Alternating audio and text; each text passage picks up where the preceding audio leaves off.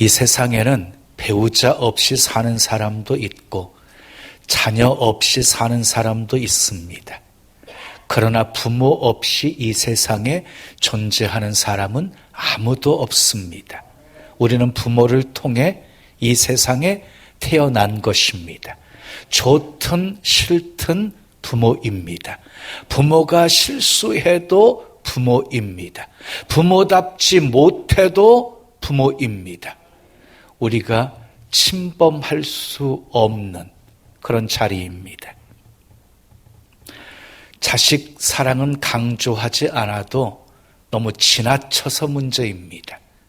그런데 부모에 대한 은공은 너무 자주 잊어버리고 살기에 성경은 반복해서 자주 부모들에게 잘하라고 말씀하고 있습니다.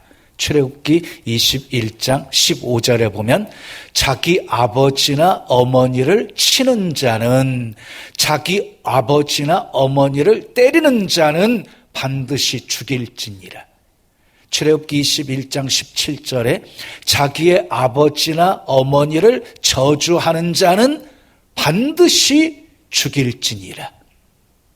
신명기 27장 16절에 보면 부모를 경홀히 여기는 자는 저주를 받을 것이라 하고 말씀하셨어요.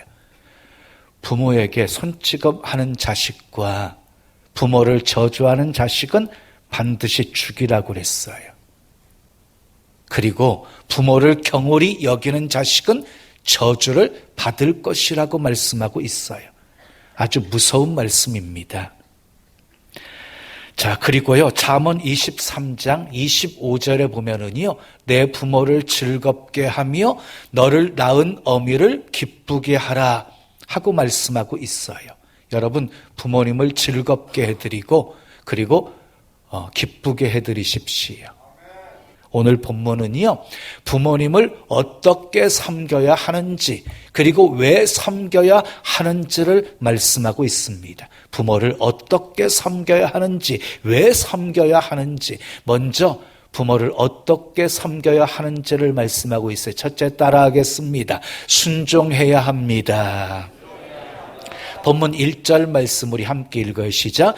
자녀들아, 주 안에서 너희 부모에게 순종하라 하고 말씀하고 있어요. 자, 순종했으면 좋겠다라고 권면형으로 말하고 있지 않아요. 순종하라, 명령이에요, 명령. 자, 순종은 헬라어로 휘파쿠오인데 아래서라는 뜻을 가진 이 휘포와 듣다라는 뜻을 가진 아쿠오의 합성어예요. 그러니까 아래에서 듣는다, 귀를 기울이다 하는 뜻을 갖고 있습니다. 여러분, 부모의 말 잘 들으십시오. 그게 지혜예요, 지혜. 성경은 순종이라는 단어를 매우 강조하고 있습니다. 성경 핵심 단어 순종이라고 말해도 과언이 아닐 정도로 순종을 강조하고 있습니다. 하나님은 순종하는 사람을 기뻐하십니다. 순종은 제사보다 낫다고 말했습니다. 세상에서 가장 소중한 마음은 순종하는 마음입니다. 믿음도 순종하는 만큼 자라게 되어집니다. 어떤 사람은 위기 속에서 잘 극복하는데 어떤 사람은 위기 속에서 쉽게 넘어지고 좌절하는 사람이 있습니다. 그 차이가 무엇입니까? 순종의 차이입니다. 순종하는 것만큼 믿음의 깊이가 달라지기 때문입니다. 그러므로 교회를 얼마나 오래 다녔느냐가 중요한 것이 아니라 얼마나 순종하면서 살았느냐가 중요한 것입니다. 자, 신명기 21장 18절 이하의 말씀을 보면 아버지의 말이나 어머니의 말을 뭐하지? 순종하지 아니하고 부모가 징계하여도 순종하지 아니하거든 그 성읍의 모든 사람들은 그를 돌로 쳐 죽이라 하고 말씀했어요. 잠언 30장 17절에도 아비를 조롱하며 어미 순종하기를 싫어하는 자의 눈은 골짜기에 까마귀에게 쪼이고 독수리 새끼에게 먹히리라 하고 말씀했어요. 부모에게 순종하지 않으면 죽이라고 말했어요. 부모에게 순종하지 않는 자식의 눈은요 까마귀에게 쪼이고 독수리 새끼에게 먹힐 것이라고 말씀하고 있어요. 무서운 말씀이지요. 그만큼 부모에게 순종하는 것이 중요하다는 것입니다. 여러분, 제가 여러 가지 말씀을 이렇게 여러분들에게 말씀을 드렸었는데요, 그 말씀대로 한다면 다 죽어야지요. 예? 불효하는 자식들 다 죽어야지요. 그런데 예수님이 이 땅에 오심으로 율법이 완성이 되어졌어요. 그래서요, 시민법, 의식법들은 다 폐해지게 되었어요. 근데 율법이 예수님으로 인하여서 폐해졌다고 해서 그 정신까지 폐해진 것은 아니에요. 그러니까 부모 공경에 대한 정신은 지금도 살아있다는 것이에요. 아멘 하십시오. 두 번째 따라 하겠어요? 공경해야 합니다. 본문 2절 말씀 함께 읽어요. 시작. 내 아버지와 어머니를 공경하라 그랬어요. 여기서 공경하라는 말을 헬라어 원어로 보면 티마오예요. 티마오. 그 뜻은 무엇이냐면 가치를 인정하다, 존귀하게 여기다 하는 뜻이에요. 그러니까 부모의 가치를 인정하고 존귀히 여기라는 거예요. 그게 공경이에요. 히브리어로는 공경하다를요 카바드라고 해요. 카바드. 이것은요 간을 뜻하는 카베드라고 하는 말에서 파생된 말이에요. 간을 뜻하는 카베드라는 말에서 파생된 말. 여러분, 인체 가운데서 간은 작은 것이지만 무게는 굉장히 무겁다고 합니다. 또 간은요 생명과 직결되어져 있는 것입니다. 다시 말해서 부모를 공경하라는 말은요 부모님을 자신의 간처럼 소중하게 여기면서 섬기라는 말인 거예요. 그런데 부모에게 순종하고 공경하는데 중요한 수식어 하나가 붙어 있어요. 그것은 바로요 주 안에서입니다. 주 안에서. 주 안에서 순종하라. 주 안에서 공경하라는 것입니다. 여러분, 주 안에서 순종하라는 것은요 내 기준으로 공경하고 순종하라는 것이 아니라 주님 말씀대로 공경하고 순종하라는 것입니다. 여러분, 아직도 부모님이 예수 믿지 않고 계신다고 한다면 부모님의 회심을 위해서 더 잘 섬겨드려야 합니다. 잘해드려봐요. 그러면은요 그 자식을 향해서 부모는 마음을 열게 돼 있어요. 그리고 복음을 전하세요. 그러면 예수님을 영접하게 되실 거예요. 그래서 여러분 믿지 않는 부모님들 전부 영원 구원받아서 천국에서 영원히 살 수 있게 하십시오. 아멘. 그것이 최고의 효도입니다. 최고의 효도예요. 여러분, 부모 공경은요 하나님의 명령이에요. 명령. 선택사항이 아니에요. 선택사항이 아니에요. 부모가 내게 잘 해주면 공경하고 부모가 잘 해주지 않으면 공경하지 않아도 되는 것이 아니에요. 조건 없이 부모를 공경하라는 것이에요. 목사님, 부모 같지 않은 부모도 공경해야 될까요? 그것에 대해서 성경은 분명하게 답하고 있습니다. 조건이 없습니다. 아버지이면 공경하고 어머니이면 공경하라는 것입니다. 아멘. 저는요 부모답지 않은 부모님을 그래도 말씀에 순종해서 공경하는 사람, 하나님께서 더 큰 복을 주실 것이라고 믿어요. 그러면 부모님을 왜 섬겨야 될까요? 부모님을 왜 섬겨야 될까요? 첫째 따라 하겠습니다. 옳은 일이기 때문입니다. 1절 말씀 다시 읽어요. 시작. 자녀들아, 주 안에서 너희 부모에게 순종하라. 이것이 옳으니라 그랬어요. 자녀들이 부모에게 순종하는 것이 옳다는 말이에요. 여기서 옳다는 말은요 당연하다, 마땅히 해야 할 일이다 하는 말이지요. 세상에는요 이런 사랑 저런 사랑이 많이 있어요. 그런데 부모의 사랑만큼 크고 위대한 사랑은 없어요. 여러분, 형제지간에도 시기해요. 친구들도 시기해요. 그런데 시기하지 않는 사랑이 있어요. 부모의 사랑이에요. 부모는 자식들이 잘 되면 너무너무 좋아하시는 분이에요. 그리고 부모는요, 자식에게 좋은 것을 주고 싶어 해요. 늘. 그래서 부모는요, 끝까지 죽을 때까지 주는 사랑을 하는 거예요.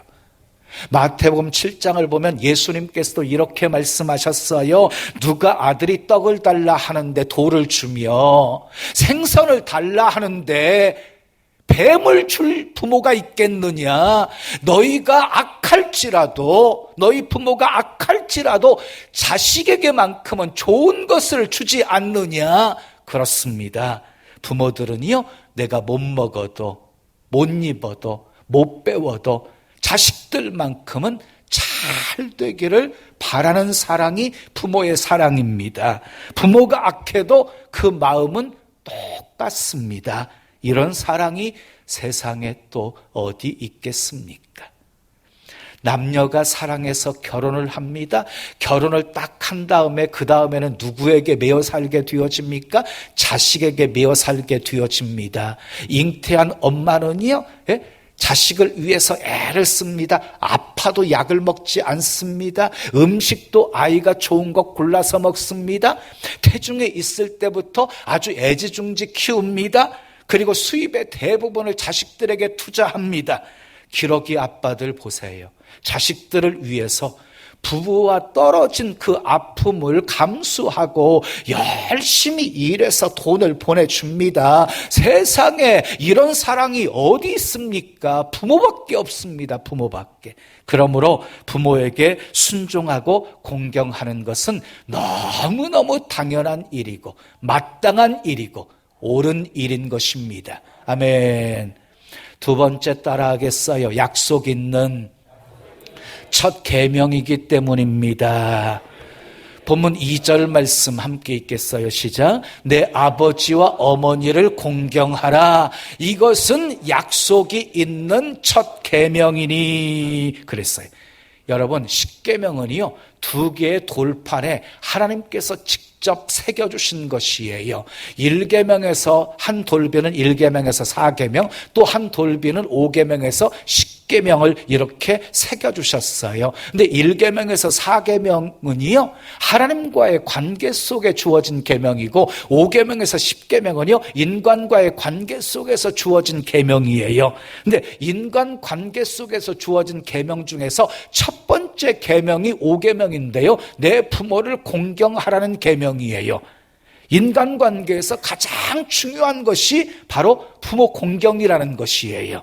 그런데 이 계명 5계명은요, 다른 계명과는 달리 약속이 있어요. 약속이 붙어있는 계명이에요. 다른 계명들은 다 하지 말라는 계명들이거든요. 나 외에 다른 신을 두지 말라, 우상을 만들지 말라, 내 이름을 망령되이 일컫지 말라, 안식일날 아무 일도 하지 말라, 살인하지 말라, 간음하지 말라, 도둑질하지 말라, 거짓 증거하지 말라, 이웃의 집을 탐내지 말라. 그런데 5계명만큼은요, 부모를 공경하라, 하라고 말씀하고 있습니다. 하라. 그리고 또한 약속이 붙어 있습니다. 출애굽기 20장 12절에 보면 내 부모를 공경하라, 그리하면 내 하나님 여호와가 내게 준 땅에서 내 생명이 길리라 하고 말씀하셨어요. 그래서 부모를 공경하라는 말씀은 약속이 있는 첫 계명인 것입니다. 그러므로 효도하지 않는 사람은 결코 하나님의 복을 받을 수 없습니다. 마지막 세 번째 따라하겠어요. 땅에서 잘 되고 장수하는 복이 있기 때문입니다.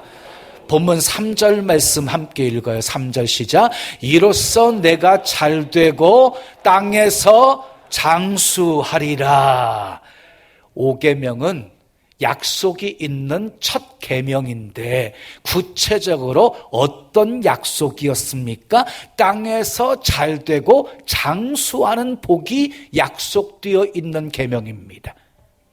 여러분, 땅에서 잘 된다는 것은요, 하는 모든 일이 형통하다는 것이고요, 그리고 장수한다는 것은요, 건강하게 오래 사는 것을 말하는 것입니다. 사람들의 이 땅에 살면서 간절히 바라는 것이 무엇입니까? 땅에서 잘 되고 장수하는 것 아닙니까? 근데 그 복을 받는 비결이 무엇이라고요? 부모 공경에 있다는 것입니다. 저를 보세요. 목사로서 저만큼 복받은 사람 있으면 나아보라고 할 만큼 제가 복을 받았어요. 그런데 하나님이 왜 내게 이렇게 복을 주셨을까? 라고 생각해 보면은요, 가장 먼저 떠오르는 것이 9남매 중에서 제가 8번째거든요. 9남매 중에서 8번째인데 다 어머니 안 모신대요. 아버님은 빨리 돌아가셨거든요. 60초간에 돌아가셨거든요. 그래서 저는요, 결혼 조건이 있었어요. 부모 모시는 것. 근데 제 아내가요, 모셔야 되는 상황이면 자식된 도리로서 당연히 모셔야 되는 거니까 뭐 그거 이렇게 수긍해 줬어요. 그래서 제가 97세까지 평생 어머님을 모셨어요. 그거 하나님이 이쁘게 보셨나 보다.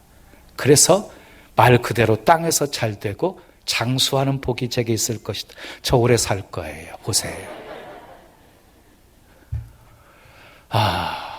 제가 어머니 모셨기 때문에요, 부모 모시는 게 얼마나 힘든 것 알아요. 휴가다운 휴가를 보낸 적이 없어요. 꼭 모시고 다녀야 되니까. 그러니까 하루 정도 이렇게 자다가 그냥 이렇게 숙박하고 오기도, 뭐 불편하시니까 또 휠체어 맨날 끌고 다니고 이래야 되니까요, 보통 불편한 게 아니에요.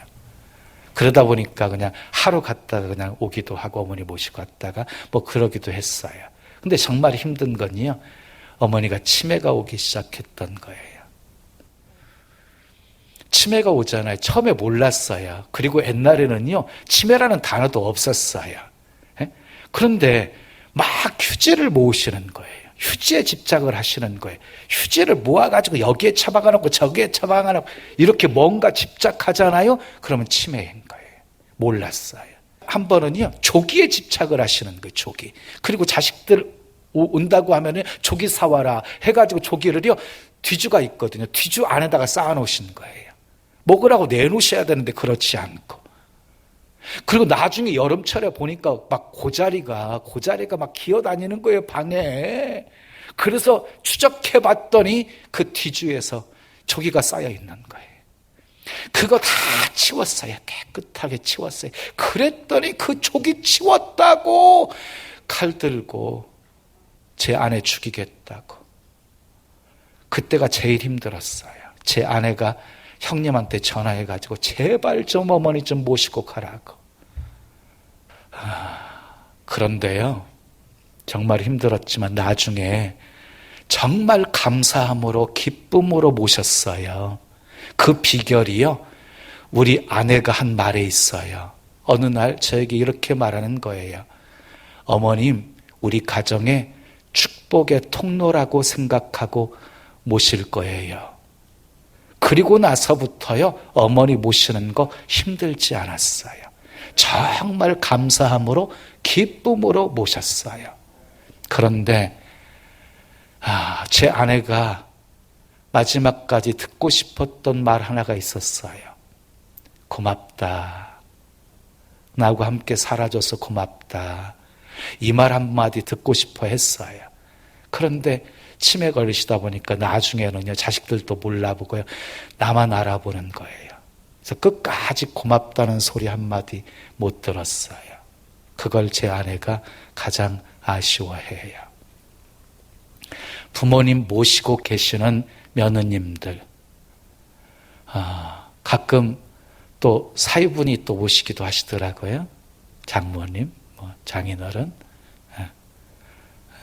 기왕 모시는 것 감사함으로 모십시오. 축복의 통로라고 생각하고 모십시오. 정말 축복의 통로입니다. 부모님들 자식과 함께 살고 계시는 부모님들 잘 들으세요. 나 모시는 거 뭐가 그렇게 힘들어? 너희들 밥 먹을 때 숟가락 하나 젓가락 하나 더 올리는 게 뭐가 힘들어? 저희 어머니 하는 말이었어요. 너무너무 서운했어요. 모시는 건 8번째가 모시고 있는데 끝까지 큰아들밖에 몰랐어요.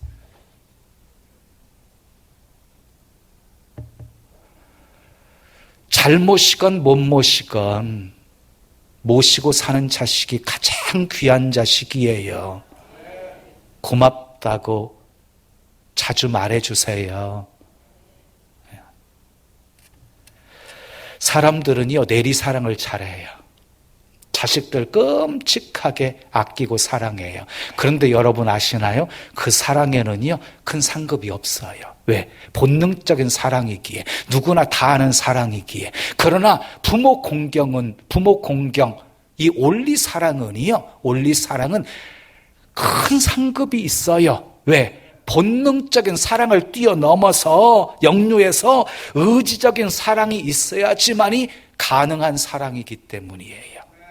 성경에 나오는 위대한 인물들을 보면 하나같이 다 효자들이었어요. 아브라함이 하나님의 명령에 순종해서 모리아산에 이삭을 번제로 바치려고 했어요. 그때 이미 이삭은요 장성했어요. 아버지 뿌리치고 도망칠 수 있었어요. 근데 순순히 아버지의 뜻에 순종해요. 순종했던 그 이삭을 하나님이 가는 곳마다 복을 주셨어요. 거부가 되게 하셨어요. 장수하게 하셨어요. 이삭은요 180세까지 살았어요. 효성이 지극했던 요셉도요 애굽의 총리가 되었고요. 그리고 시어머니 나오미를 지극한 정성으로 모셨던 며느리 루스니요 예수님의 족보에 오르는 복된 여인이 되었어요. 다윗도 어려운 도피 생활 가운데서 부모를 모압 미스바로 인도하는 효성을 보여서 가장 이스라엘에서 위대한 성군이 되었어요. 사랑하는 여러분, 하나님은 약속하신 대로 주 안에서 부모에게 순종하고 공경하는 자식 반드시 높여주십니다. 축복하십니다. 잘되게 하십니다. 부모는 축복의 통로입니다. 그런데 부모와 담쌓고 사는 자식들이 있어요. 혹시 이 자리에도 있어요? 어리석은 일이에요. 바보 같은 일이에요. 부모님도 실수할 수 있어요. 잘못할 수 있어요. 용서해 드리셔야 돼요. 여러분, 원망하면서 사는 것이 쉬울까요? 용서하면서 사는 것이 쉬울까요? 용서하면서 사는 것이 훨씬 쉬워요. 용서에는 기쁨이 있어요. 용서에는 참된 평안이 있기 때문이에요. 여러분이 성장하는 동안 부모님이 얼마나 많이 참아주셨어요. 얼마나 많이 여러분들을 용서해 주셨어요. 이제 여러분이 하십시오. 부모님이 사시면 얼마나 더 사시겠어요? 나중에 땅 치고 후회하지 마시고 용서하십시오. 오늘은 유난히 우리 어머님이 보고 싶네요.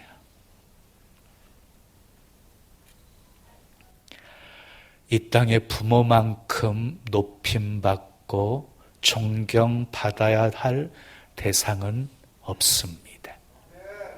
주 안에서 순종하십시오. 공경하십시오. 그것이 옳은 일입니다.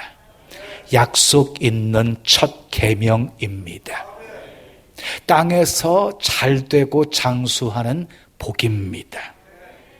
효도해서 이삭이 받았던 복, 요셉이 받았던 복, 룻이 받았던 복, 셈과 야벳이 받았던 복, 다윗이 받았던 복 받으시고 자손 대대로 창대하고 번성하는 복된 가문 되시기를 예수님의 이름으로 축원합니다. 축원합니다.